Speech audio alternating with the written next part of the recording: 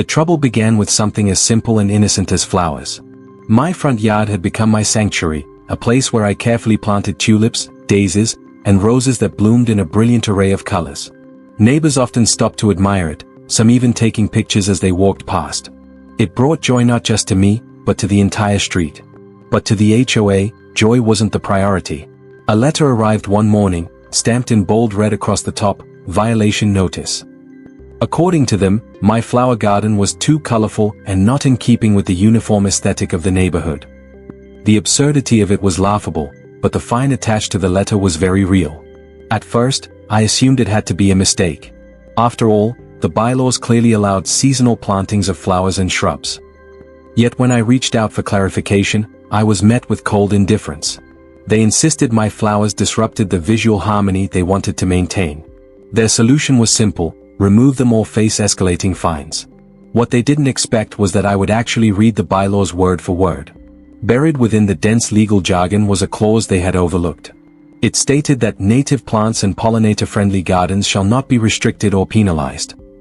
And right there was my loophole. So, instead of ripping out my beloved garden, I expanded it. I went to a local nursery and filled my yard with milkweed, black-eyed Susans, coneflowers, and lavender, all officially recognized as pollinator-friendly plants native to the region. My once modest garden grew into a vibrant, buzzing haven for bees, butterflies, and hummingbirds. The HOA's reaction was immediate and furious.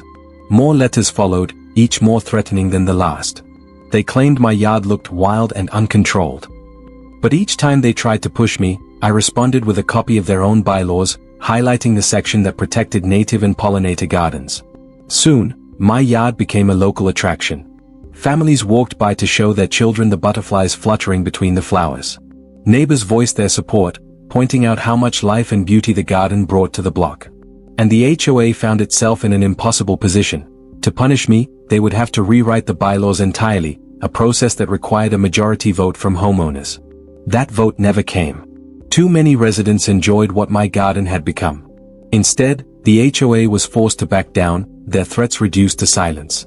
What started as their attempt to control my yard ended up exposing their overreach. The fines vanished, the flowers stayed, and the garden flourished more than ever.